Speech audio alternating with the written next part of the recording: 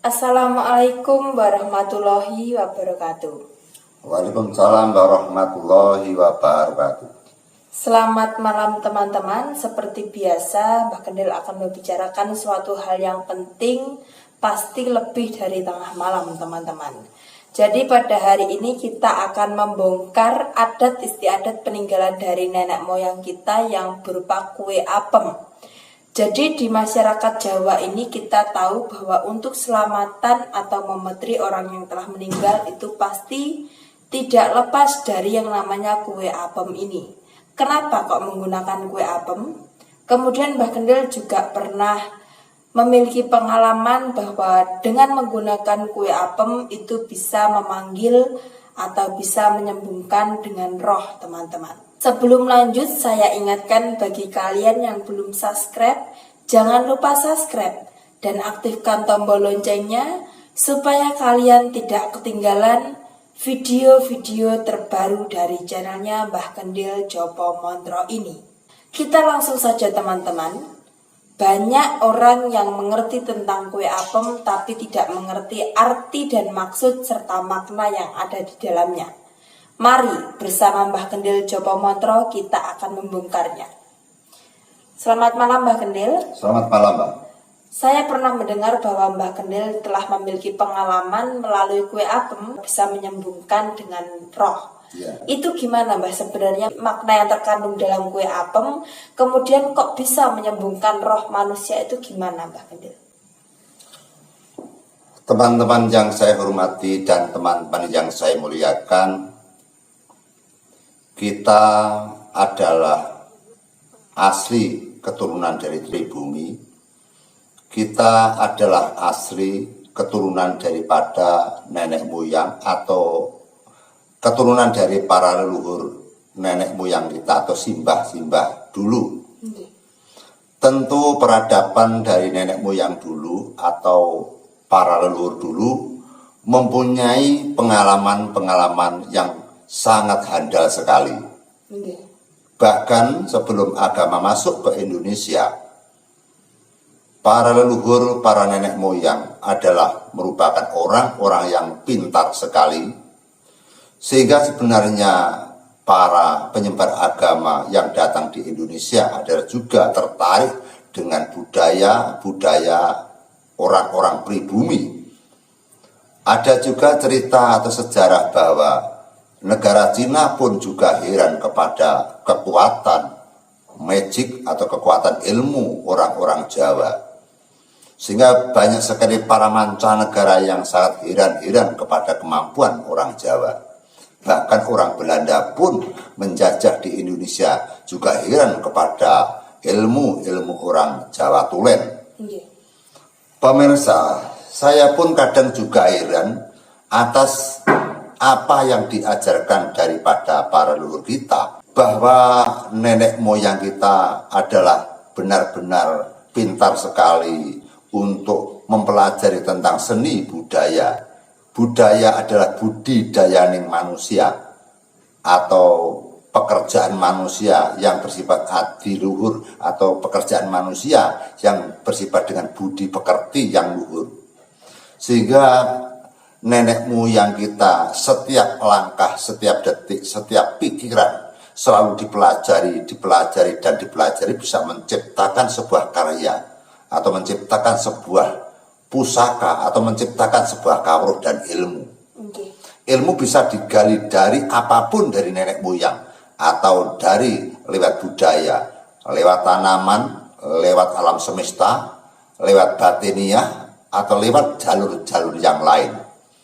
Sehingga kami punya pengalaman untuk membongkar tentang hal kebudayaan, terutama alat-alat untuk ritual selamatan itu juga dari nenek moyang yang kami buktikan.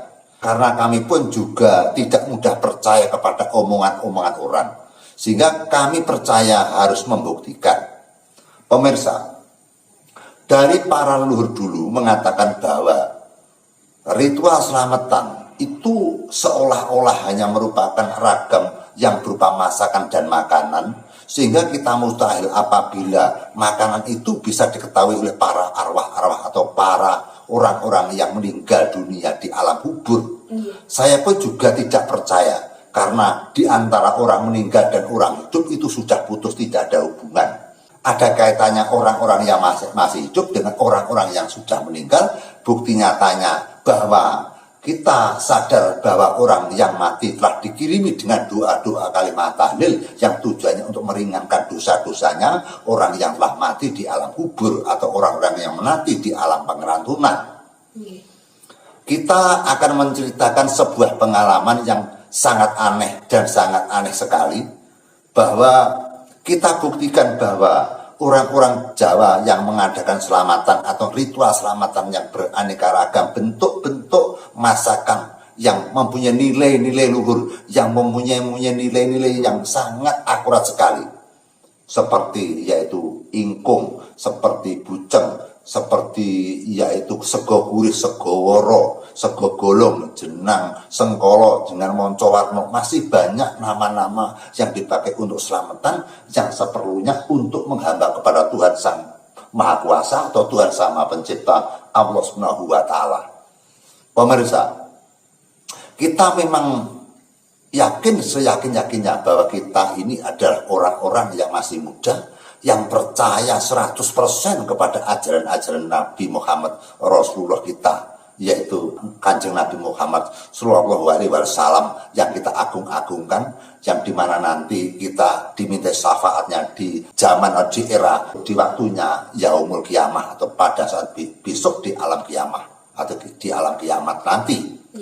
Dan kita selalu percaya dengan apa yang diajarkan para leluhur yang bersifat agamis. Agama Islam adalah agama pilihan kita.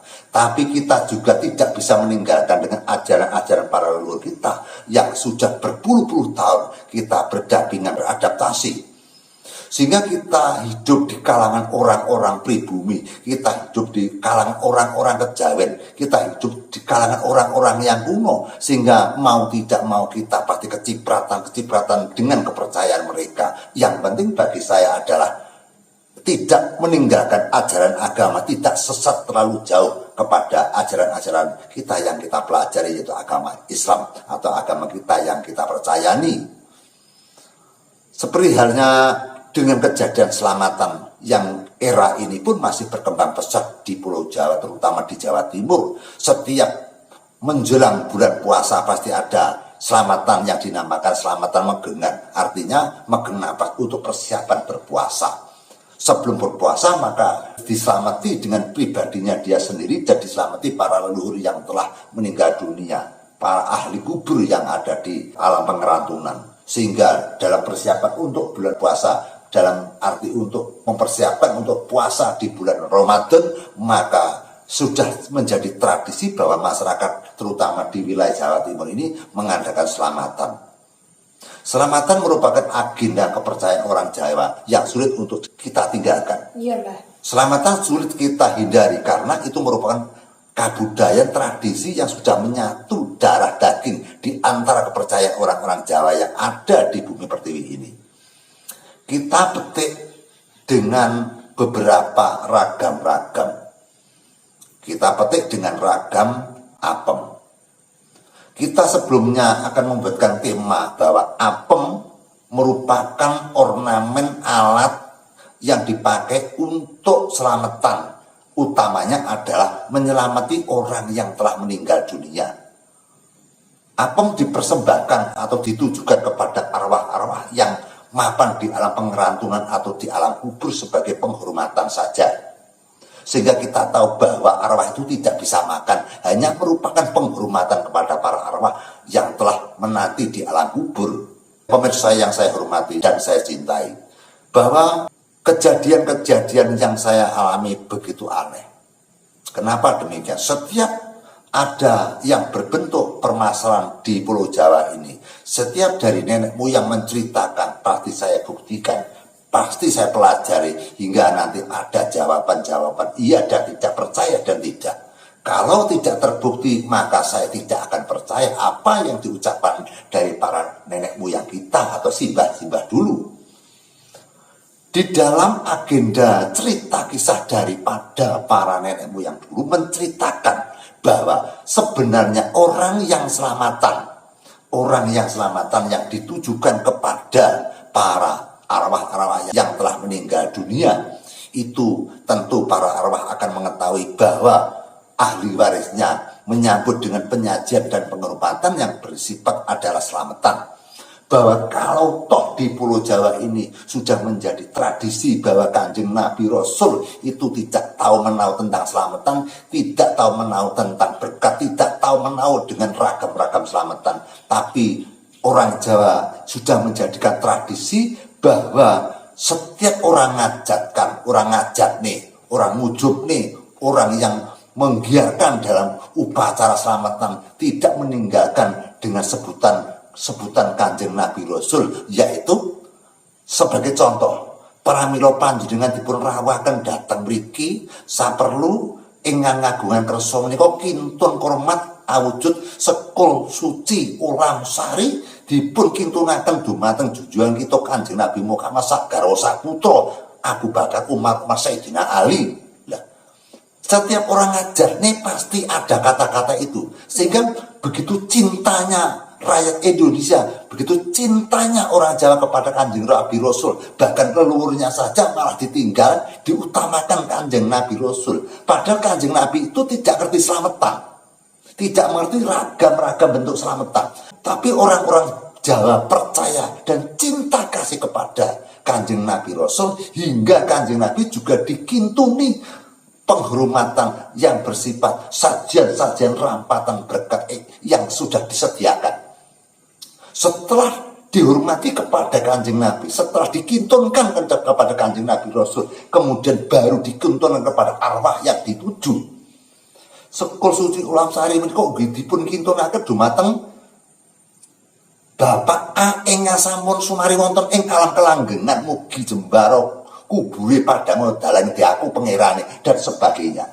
Sehingga kesimpulannya adalah yang diutamakan justru Kanjeng Nabi Rasul yang ditujukan, kemudian arwahnya yang nomor 2. Itu kita bicara tentang selamatan, tentang leluhur, pemirsa.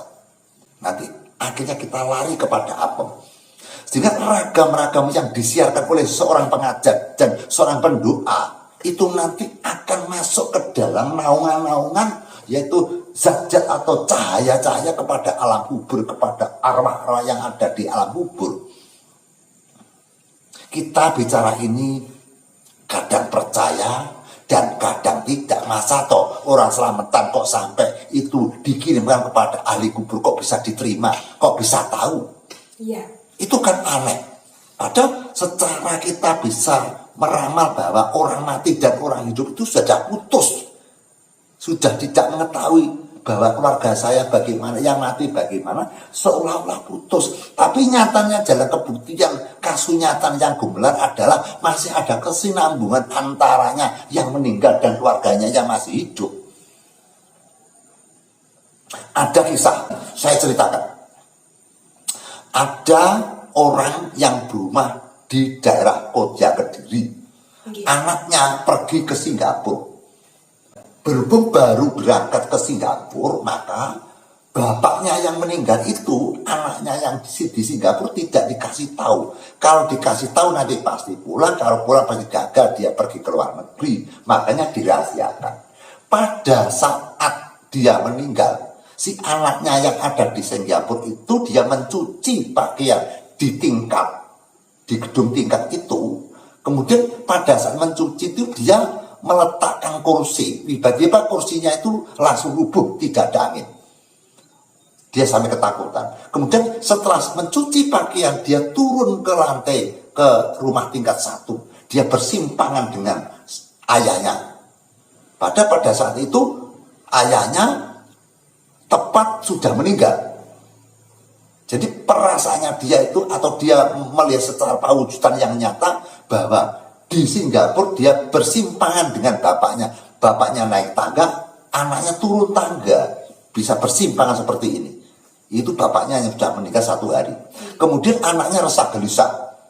Telepon kepada keluarganya yang ada di Koja Kediri. Bapak, ada apa? Saya kok tadi simpangan dengan bapak. Dia menjawab, ibunya menjawab, itu hanya perasaanmu saja. Nah, tidak Bu, saya itu melihat dengan jelas sampai saya menengok ke belakang itu punggungnya bapak kelihatan. kemudian hilang. Ada apa di rumah? Rumah tidak ada apa-apa. Lah bapak di mana? Bapakmu bekerja. Di mana? Di Kalimantan. Kemarin berangkat. Sembuhkan bapak. Nomor HP-nya hilang. Ini baru bapakmu beli nomor HP yang baru. Kita tidak bisa menghubungi. Kita tidak bisa minta nomor HP-nya bapakmu. Akhirnya si anak tadi penasaran terus.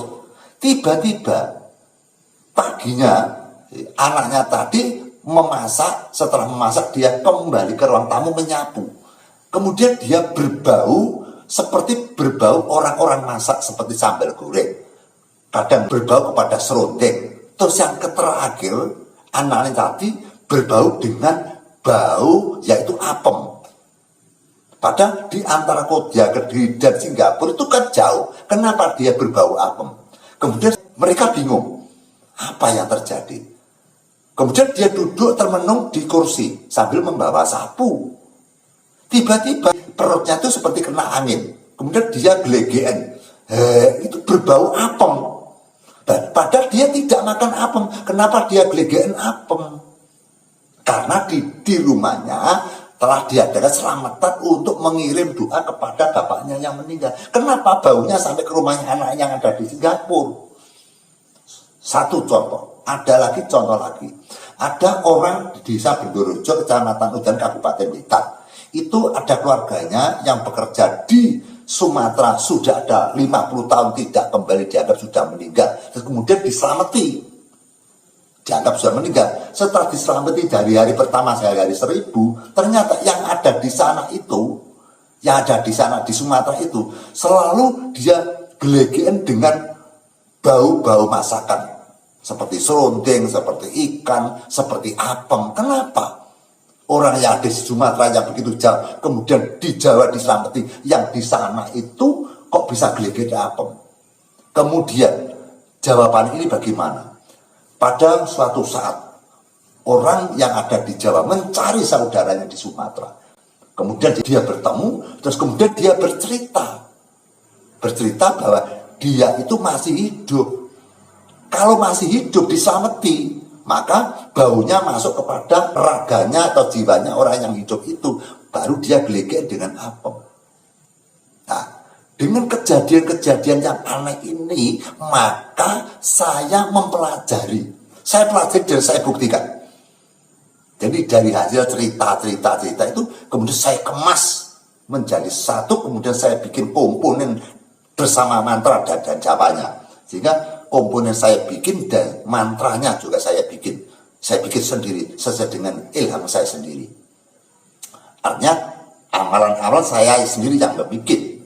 Saya bikin yang tepat dan akurat, yang tidak terselip dari dua-dua jin setan dan iblis. Ya. Semata-mata dua ini hanya harus mengabdi kepada Allah, Nabi Muhammad dan sebagainya, yang tidak dimasuki dari amalan-amalan yang sesat.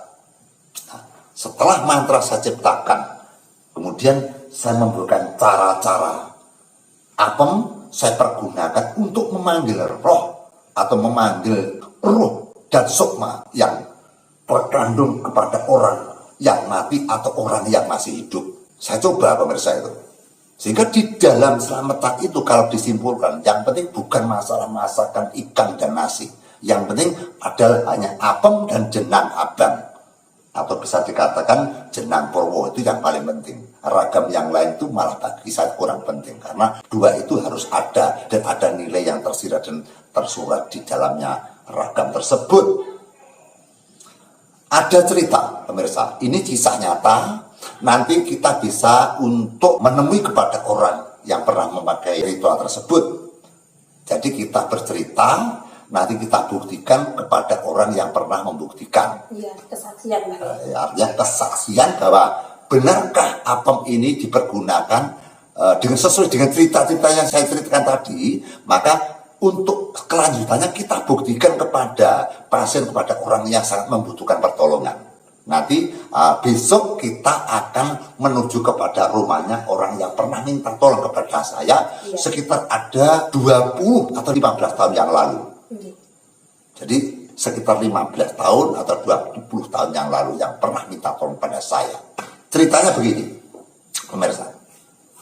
Ada penduduk desa Bendorojo, Kecamatan Udanau, Kabupaten Blitar, yang bernama Pak Muji atau Pak Saiko. Itu saya sebutkan langsung ini. Apabila ini didengarkan oleh warga desa Bendorjo, biar nanti tidak dianggap abal-abal, biar tidak dianggap ini penipuan atau merekayasa. Jadi saya sebutkan Pak Saiko Desa Bendorjo, Kecamatan Tegal, Kabupaten Blitar, itu kan orangnya ada. Jadi misalnya tetangganya nanti bisa tanya langsung itu, benar nggak cerita saya ini gitu loh. Jadi kita bercerita jangan sampai abal-abal merekayasa atau memelintir cerita. Jadi yang kita ceritakan yang real dan nyata, tidak ada rekayasa sama sekali. Jadi saya bercerita apa yang saya ketahui. Ada warga desa Bendorjo yang namanya Pak Muji alias Saiko. Rumahnya di barat makam, di barat kuburan, masuk ke gang sebelah utara. Namanya Pak Saiko atau dapat dikatakan Pak Jayeng. Sehingga orang itu sebutannya banyak. Tapi nama aslinya Pak Muji atau Pak Saiko atau Pak Jayeng, itu sebutnya begitu. Jadi ada yang nyebut Pak Jayeng, ada yang nyebut Pak Saiko, ada yang nyebut Pak Muji. Tapi kelahiran asli dari kecil namanya Pak Muji. Dia seorang petani biasa, termasuk orang kecil. Berhubung dia orang kecil, maka istrinya ingin pergi ke Arab Saudi. Sehingga dulu pernah ke Arab Saudi, bikin rumah jadi, kemudian dia beli tanah, terus kemudian dia ingin pergi lagi ke luar negeri, ingin mencukupi kebutuhannya anak-anaknya. Sehingga istrinya Pak Muji pergi ke luar negeri, pergi ke Abu Dhabi, Arab Saudi. Setelah berangkat diantarkan sang suami, dari awal pemberangkatan hingga sekitar 18 bulan, teman-temannya semua yang satu pemberangkatan memberikan kabar yang ada di rumah, memberikan kabar yang ada di Indonesia. Istri Pak Muji sama sekali tidak memberikan kabar. Sehingga suara dan gosip di masyarakat ada yang menyatakan istri Pak Muji adalah diistri oleh orang-orang Arab. Satu, ada isu lagi, istri Pak Muji dimungkinkan dibunuh oleh juragannya atau dianiaya oleh juragannya di Arab Saudi. Ada persepsi lagi bahwa istrinya Pak Muji itu mungkin sudah pulang nikah dengan orang Indonesia, berada di Indonesia. Pak Muji sudah berusaha ke rumahnya paranormal atau ke rumahnya dukun berkali-kali, berpuluh-puluh, karena dia ketakutan, ada apa istri saya ini. Kemudian para dukun pun sudah menggerakkan dengan ilmu mantra japanya, gagal. Wigar tanpa karyo, gagal total. Kemudian Pak Muji juga mencari solusinya untuk mendatangi para kiai-kiai yang juga praktek untuk menolong orang. Sehingga di desa saya ini pemirsa, banyak para kiai-kiai dan bunyai yang buka pertolongan, atau dikatakan buka perdukunan. Ini saya tindakan, saya bisa menunjukkan ini. Saya bisa menunjukkan kiai siapa yang buka praktek perdukunan. Saya bisa, banyak sekali di sini. Makanya kita jangan benci-benci kepada dukun. Itu loh, jangan benci kepada dukun. Sehingga banyak para kiai yang menolong orang. Dan menolong orang kan perbuatan baik, apa salahnya? Tapi nolong yang ikhlas, nolong yang tidak bersifat dengan materialistis, nolong yang tidak menipu kepada pasien. Saya pun juga menghormati kepada para kiai yang menolong hamba gitu loh. Karena berbuat baik itu memang dianjurkan oleh Allah untuk jalan alam surga nanti gitu loh. Nah, si Pak Saiko tadi ya, saya mengunjungi beberapa kiai. Kiainya pun saya juga kenal karena juga teman. Akhirnya dari Pak Kiai pun juga gagal total. Saya jelaskan lagi, dari Pak Kiai pun juga tidak mampu untuk memulangkan sang istrinya. Ini kisah nyata pemirsa. Tidak saya tambah, tidak saya kurangi. Besok pagi kita langsung survei ke rumahnya Bapak Saiko. Nah, Pak Saiko datang ke rumah saya menangis. Kenapa kamu menangis? Istri saya tidak pulangnya Pak Bintoro, bukan Mbak Kendil ya. 18 bulan ya. 8 bulan. Jadi dulu namanya Pak Bintoro, saya belum bergelar jamu, belum bergelar tabib. Jadi di desa saya bernama Pak Bintoro. Saya susah sekali Mas Bintoro. Istri saya dikundangkan, diisukan sudah meninggal. Ada yang mengisukan sudah nikah, ada yang mengisukan dianiaya jorakannya, ada yang mengisukan dibunuh jorakannya, ada yang mengisukan bahwa diperistri oleh jorakannya. Pagi, siang, sore, malam saya tidak bisa tenang karena istri saya tidak kunjung pada untuk memberi kabar orang rumah. Bahkan anak-anak saya yang banyak semuanya menanyakan kepada ibunya.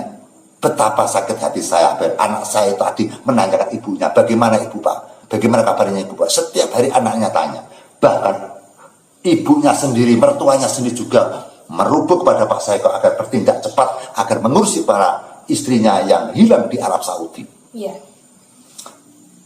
Dia bilang kepada saya minta tolong kepada Mas Bintoro, tolong pulangkan istri saya nggak bisa memulangkan Pak Ji. Saya tidak punya kapasitas apa-apa. Saya kan temanmu biasa yang tidak punya pengalaman apapun. Saya hanya seorang dalang kecil saja, Pak Ji. Tapi Pak Ji tetap tidak percaya, gitu. Terus kemudian dia bercerita bahwa apakah Pak Muji tidak dicarikan orang tua? Sudah, Pak Bintoro. Siapa? Ini, dan sebagainya banyak sekali.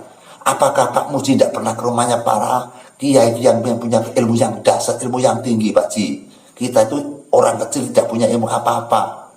Sudah ke rumah yang kiai, berbagai macam kiai. Banyak sekali kiai yang saya datangi. Juga gagal total, Pak Bintoro. Oh gitu ya. Kalau begitu, kalau memang Pak Muji sudah notok, sudah angkat tangan, apakah mau nanti saya bantu dengan kesengsaraan? Maksudnya dia tanya gitu. Pak Muji setiap malam datang ke rumah saya selama 7 hari. Setiap jam 1 datang ke rumah saya. Akhirnya Pak Muji siap. Padahal rumahnya Pak Muji dengan rumah saya itu jaraknya hampir 1 kilo, itu melewati kuburan. Iya. Jadi rumah saya itu dekat dengan kuburan gitu loh. Nah, Pak Muji di barat kuburan, saya di timur kuburan. Setiap jam 1 Pak Muji pasti melewati kuburan. Memang sengaja saya tes keberaniannya itu. Saya tes dengan perilakunya agar dia mau susah. Akhirnya setiap jam 1 ke rumah saya, setiap jam 1 ke rumah saya, hingga sampai 7 malam. Setelah 7 malam saya berbicara, Pak Ji, besok mboknya Pak Muji, ibunya Pak Muji, suruh membuat apem 3. Untuk apa Mas Bintoro? Gini Pak Muji, besok bikin apem sebanyak 3. Apem itu digoreng itu Pak Ji, bukan apem yang hidang. Pemirsa, ini saya tunjukkan apem. Nah, ditunjukkan Mbak Lulu, apem seperti ini. Ini apem pemirsa, ya, apem. Nah, ini ragamnya apem. Nah, ini apem. Nah, apem yang seperti ini pemirsa, ini tidak dapat untuk ritual. Seperti ini apem dangan atau apem citaan. Yang bisa untuk ritual ada apem gorengan. Jadi apem digoreng seperti cucur, tengahnya diberi lapisan kelapa, dibolak-balik, kemudian itu nanti dibakar. Tapi ini sebagai simbol saja, bahwa ini merupakan apem seperti ini, tapi ini digoreng tipis dan ini ada kelapanya seperti ini, jelares seperti ini. Karena ini simbol bahwa apem itu merupakan medianya perempuan, lah kelapa itu memanjat adalah medianya laki-laki. Sehingga apem itu simbolnya asal mulanya manusia antara perempuan dan laki-laki, kemudian menjadi satu lengket, kemudian menciptakan dengan jenang apem, jeneng lahir punang jabang bayi jadinya jenang. Maka jenang dengan apem itu saling berkaitan. Kalau ada apem harus ada jenangnya gitu loh. Yeah. Itu ada fungsi gunanya. Jadi ini simbolnya adalah tumurunnya manusia di muka bumi. Gitu ya, sudah jelas ya. Nah, apem yang dipakai untuk itu ada apem yang digoreng yang dikasih dengan yaitu ada kelapa yang dilapiskan di sini, digoreng bolak-balik. Kemudian apem ini ya, tulis nama istrimu Pak Ji. Nah, kalau Pak Muji nulisnya kan sulit. Ya. Nah, kalau nulisnya kan sulit Mas Bintoro, mudah saja. Kamu beli di isolasi. Jadi apem itu kamu isolasi. Nah, mubeng. Setelah diisolasi ditulis nama istrimu. Kemudian isolasi yang di belakangnya ya, sampai tulis pulang saja. Pulang ini tulis namanya istrinya, di sini tulis pulang atau pulanglah. Setelah itu apem ini dibakar, baik dibakar di kompor, dibakar di api, dibakar di areng, dibakar di tumang, dibakar di pawonan, silakan. Yang penting dibakar dengan niat adalah memohon kepada Sang Pencipta alam, yaitu memohon kepada Allah SWT agar istrinya bisa dipulangkan dengan cepat. Akhirnya kemudian jam 12 siang, tetangganya Pak Saiko itu namanya Mas Toto, itu reparasi motor. Jadi saya cerita ini kalau orang bener cuma lihat mendengar pasti tahu Pak Toto itu. Iya. Pak Toto itu anaknya Pak Mansur, suaminya Mudrik, gitu. Rumahnya adalah di baratnya Pak Saiko. Dulu tidak ada HP, yang ada hanya telepon biasa, telepon yang diputar itu dulunya itu. Iya. Terus kemudian si istrinya Pak Saiko itu mempunyai nomor HP-nya Mas Toto atau Pak Toto bengkel tadi. Nah, kejadiannya ternyata istrinya Pak Saiko disekap di tingkat tidak dikeluarkan oleh majikannya. Mungkin dia dengan niat adalah tidak membayar. Setelah nanti genap 2 tahun mungkin dilempar ke bagaimana, kita tidak tahu kenapa kok disekap dan dikasih gaji selama 18 bulan tidak belum menghubungi keluarganya. Jadi dia benar-benar tidak bisa keluar daripada rumah itu. Jadi rumahnya juragannya ada berapa tingkat itu, berada di tingkat 2 itu. Iya. Jadi dia tidak boleh turun ke tingkat 1. Nah, teleponnya juragannya ada di tingkat 1 gitu loh. Iya. Jadi dia tidak bisa turun ke, setiap juragannya pergi bekerja, pintu tingkat 2 ditutup. Dia tidak bisa keluar gitu loh. Pak Totonya tadi ditelepon oleh istrinya Pak Saiko. Maaf Pak Toto, saya adalah tetanggamu. Saya istrinya Pak Saiko, istrinya Pak Jahit, istrinya Pak Muji. Saya ini disekap juragan saya di Arab Saudi. Saya tidak bisa turun. Nah ini saya mencuri teleponnya juragan. Saya turun dari tingkat, mencuri teleponnya juragan. Ini kalau nanti ketahuan saya pasti diajar, dipukuli. Cukup sekian kabari bahwa saya itu disekap di Arab Saudi di tingkat 2. Langsung ceklek itu sudah hilang. Mungkin juragannya tahu. Nah kemudian berita ini segera dibawa ke rumah saya. Langsung datang ke rumah saya. Pak Bintoro, ini ada berita bagus. Apa Pak Saiko? Ini ternyata istri saya itu tidak mati. Istri saya tidak mati, istri saya disekap di tingkat 2 sama juragannya. Nah, yang kita pikirkan bagaimana agar si istri saya bisa pulang ke Jawa, pulang ke Indonesia. Nah, kamu bilang dari siapa? Ini berita dari Pak Toto bengkel yang menceritakan bahwa istri saya baru saja telepon supaya memberikan tahu kepada saya bahwa istri saya disekap di tingkat 2. Nah, yang menjadi sulitnya bagaimana kita agar memulangkan si istrinya Pak Saiko.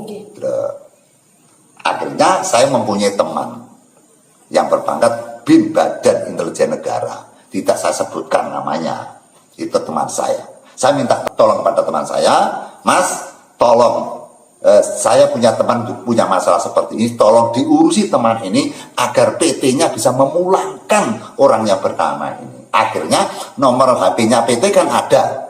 Kemudian teman saya yang berpangkat Bin tadi, Badan Intelijen Negara, telepon kepada PT-nya.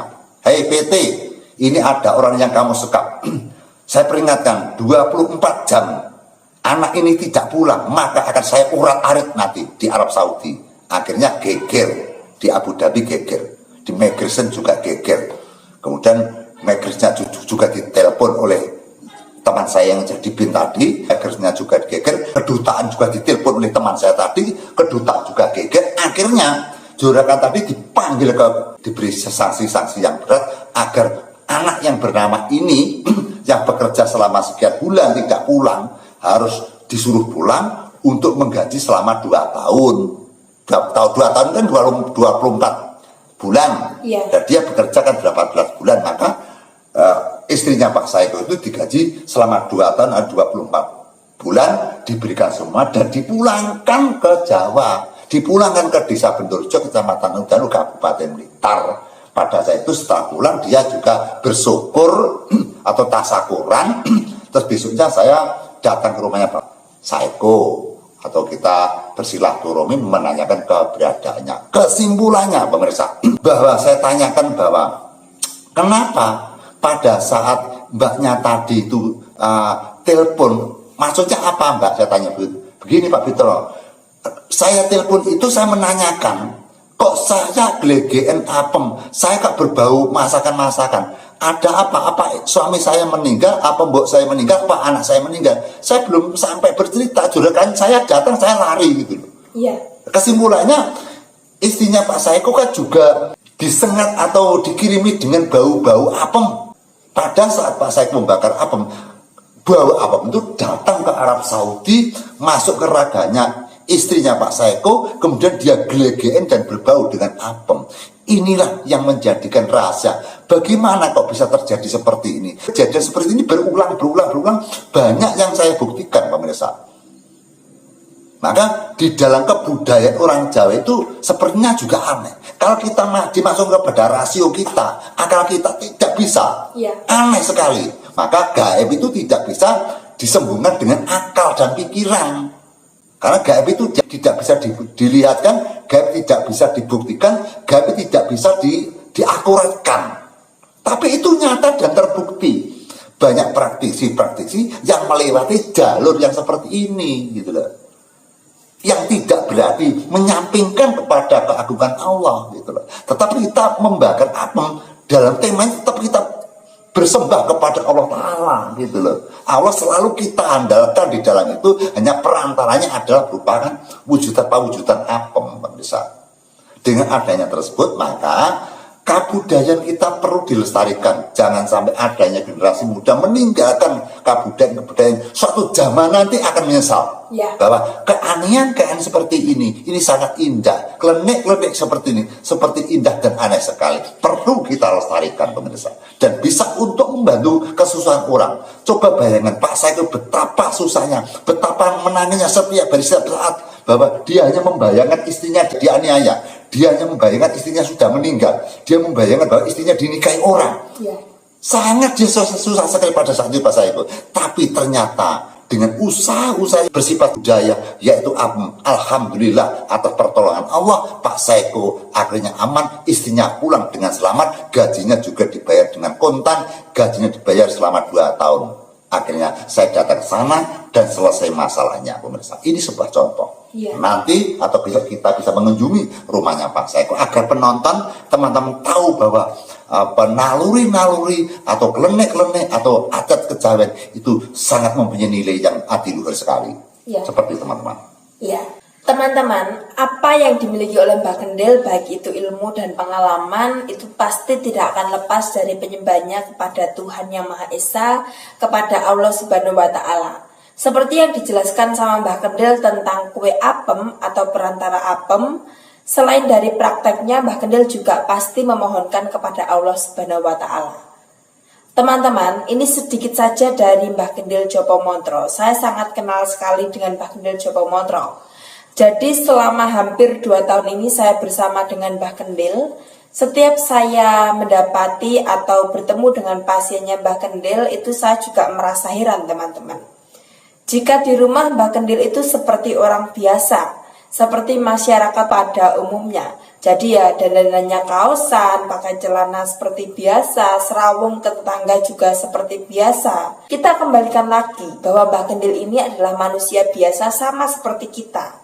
Tetapi karena tirakatnya, tetapi karena keyakinannya dan kecintaannya kepada Allah Subhanahu wa Ta'ala, maka apa yang diminta oleh Mbah Kendil juga dikabulkan, teman-teman.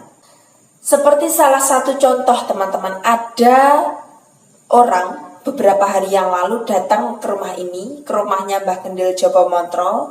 Dia bercerita bahwa dia memiliki permasalahan dan telah mendatangi 56 dukun atau paranormal, tetapi gagal total.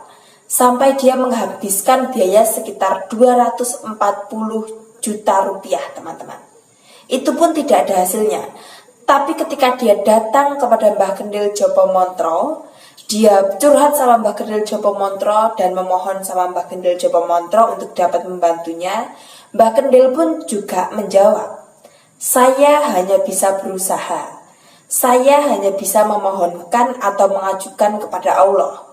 Nanti bagaimana hasilnya kita serahkan kepada Allah Subhanahu wa Ta'ala." Hanya dalam jarak 2 minggu, teman-teman. permasalahan beliau berangsur-angsur selesai. Dan pada saat ini alhamdulillah beliau sudah kembali ceria, kembali bahagia, dan bisa menanggalkan permasalahannya dan menjalani kehidupannya menjadi lebih baik dan sukses 100%. Contoh yang kedua, ada juga pasiennya Mbah Kendil itu datang ke rumah ini dengan curhat. Dia bilang bahwa dia telah berpisah dengan suaminya selama 4 bulan teman-teman, tanpa kabar dan tanpa ada pemberitahuan sebelumnya. Setelah datang sama Mbah Kendil, kemudian dia bercerita ingin menyusul suaminya ke suatu tempat. Akhirnya setelah pulang dari sini, dia pun datang untuk mendatangi suaminya. Tapi di sana justru dia malah diusir. Dia disuruh untuk membawa seluruh pakaiannya dan diancam untuk diceraikan teman-teman. Sungguh marah besar suaminya ini. Kemudian dia curhat lagi sama Mbah Kendil, ini gimana Mbah? Kemudian Mbah Kendil pun cuma menyarankan, belilah lampu. Setelah beliau membelikan lampu sama Mbah Kendil, setelah lampu dibeli teman-teman, belum saja lampu dipasang di rumahnya Mbah Kendil, tetapi permasalahan ibu ini sudah mendapatkan jawaban. Suami yang benar-benar marah itu kemudian langsung berbalik 180 derajat kembali baik kepada ibu ini. Bahkan akan diberikan mobil teman-teman. Banyak contoh lainnya teman-teman, permohonan Mbah Kendil yang didengarkan oleh Tuhan. Saya justru malah heran teman-teman. Permasalahannya seperti itu sama Mbah Kendil cuma disarankan untuk membeli lampu. Apa kaitannya lampu dengan permasalahan orang tersebut? Tapi pada nyatanya teman-teman, lampu belum dipasang, cuma kita membelikan perlengkapan-perlengkapannya saja, ternyata permasalahannya selesai. Suaminya kembali sadar dan sekarang bisa berkumpul, bisa bahagia, bisa tentram, dan bahkan akan diberikan mobil. Untuk itu saat ini perempuan ini atau ibu ini sangat bahagia teman-teman. Jika penjelasan dari Mbah Kendil teman-teman, jadi lambang lampu itu adalah berupa gambaran atau lambang atau simbol dari cahaya Nurullah. Kemudian kabelnya adalah sebagai perantara yaitu Mbah Kendil Jopo Montro. Kemudian untuk arus listriknya itu adalah malaikat-malaikat Allah yang diutus untuk menyelesaikan permasalahan. Jadi pada intinya teman-teman, keberhasilan tersebut adalah murni karena Allah, bukan karena siapapun. Jadi memang ada benarnya jika Mbah Kendil memberikan lambang berupa lampu untuk menerangi kehidupan ibu itu teman-teman. Oke teman-teman, jadi setelah ini kita akan mendatangi rumahnya Bapak Muji Saiko sebagai bentuk kesaksian atas apa yang telah Mbah Kendil jelaskan di depan tadi. Maka untuk itu teman-teman terus ikuti video kami dan jangan lupa subscribe dan aktifkan tombol loncengnya. Mbah Kendil ada tambahan lain? Saya kira tidak ada, Mbak. Kalau tidak ada teman-teman, video ini kami akhiri. Wassalamualaikum warahmatullahi wabarakatuh. Waalaikumsalam warahmatullahi wabarakatuh. Sugeng rahayu ingkang pinanggihan. Amin.